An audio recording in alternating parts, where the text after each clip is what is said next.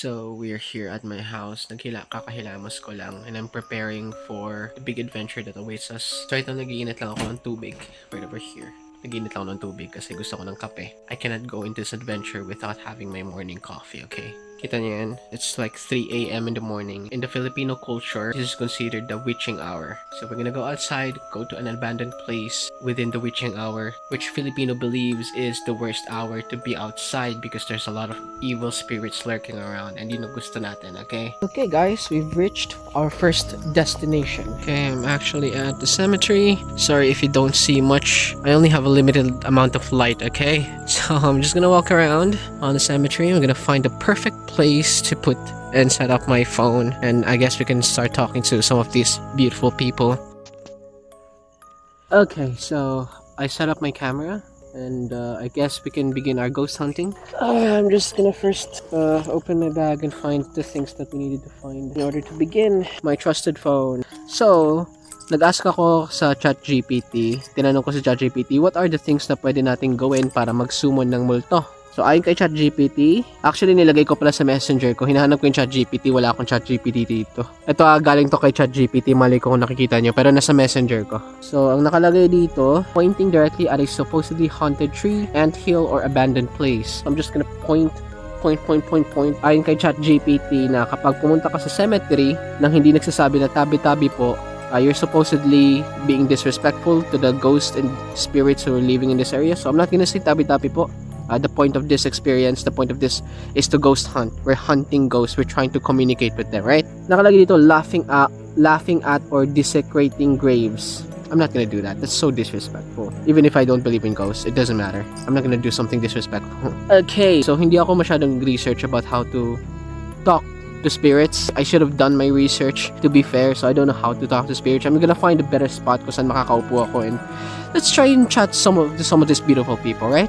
I couldn't really find a spot where I could place my phone and I could just stand up and try and communicate with ghosts. I'm just gonna stay here and see if we can communicate with some of these beautiful people. I hope they're in heaven. If they're still here on earth, that's actually sad. I want them to go to heaven, right? Even if I don't believe in ghosts and stuff like that, I just want them to go to heaven, right? Kailangan ko bang mag-Tagalog or mag-Bisaya? Nasa Bohol tayo, I think kailangan ko mag-Bisaya. Hello guys, ako di IC Sky Derecho. Akong tinuod nga pangan ay Josiah Derecho. Na ako diri ngaron unta para makipagstorya ninyo. If naa mo dire, please share your presence with us. Nag-record ko ron. Sorry if this is a little bit disrespectful. I hope nga dili. Let me know if I'm invited into this place. If not, magawas ko. But I really wanted to have this conversation with you guys. If pwede, if you will allow me to have this kind of conversation. Magparamdam ra mo.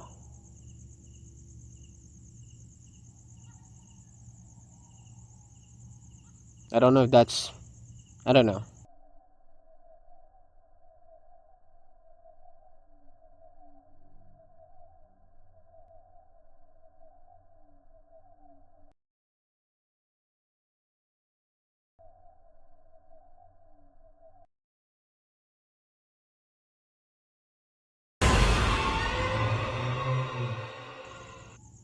Guys, I'm not here to disrespect or attack. I'm not here to hurt you.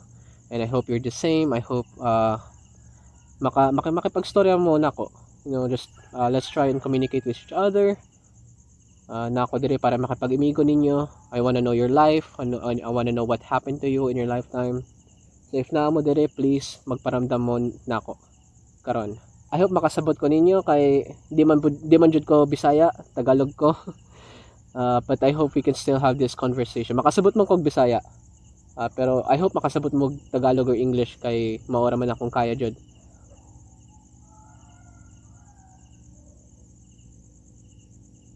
Guys, nakoy cellphone dire.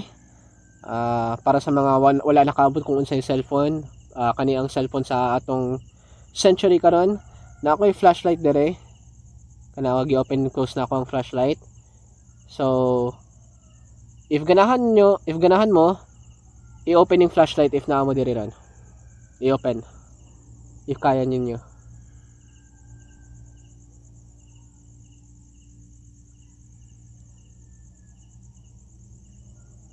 Wala pa rin. It's either ayaw nila sa akin kausapin or mga tulog sila ngayon kasi it's still 3 a.m. Look, it's 3:57. I don't know if you can see that. It's like 3:57 a.m. right now. So, still the witching hour, but you know, I'm gonna try one last time, okay? One last. Okay, guys, now ko yung flashlight dito on. It's open right now. If you're here, if you wanted to talk to me or have conversation with me or iparamdam nga di ko invited dito or something, you can start doing that by closing this light. Pwede nyo i-close ng flashlight. Maka-close mag flashlight run.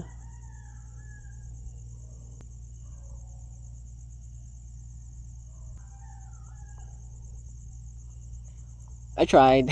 Guys, thank you guys. Bisan pa wako ka dungog ninyo, bisan pa wata nagkaroon ng conversation. I'm still thankful to have this moment with you guys. If you are still here, if you can hear me.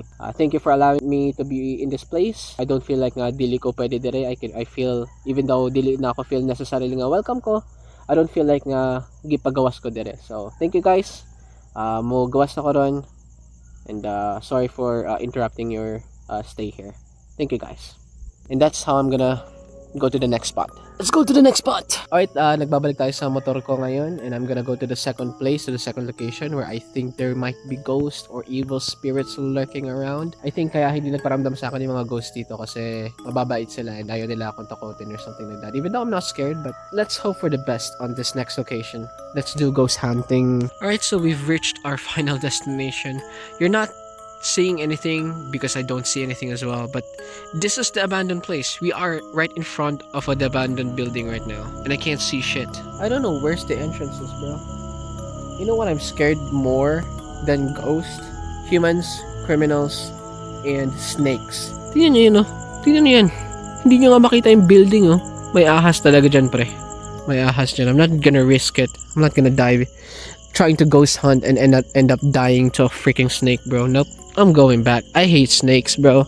Lahat ng mga espiritu dito, pre. Grabe. Baka mas marami pa yatang ahas dito sa abandoned place na to kaysa sa mga spirits eh. Yun ang nagpatras sa akin. Isipin mo yan, mga ahas. Alis na tayo, pre.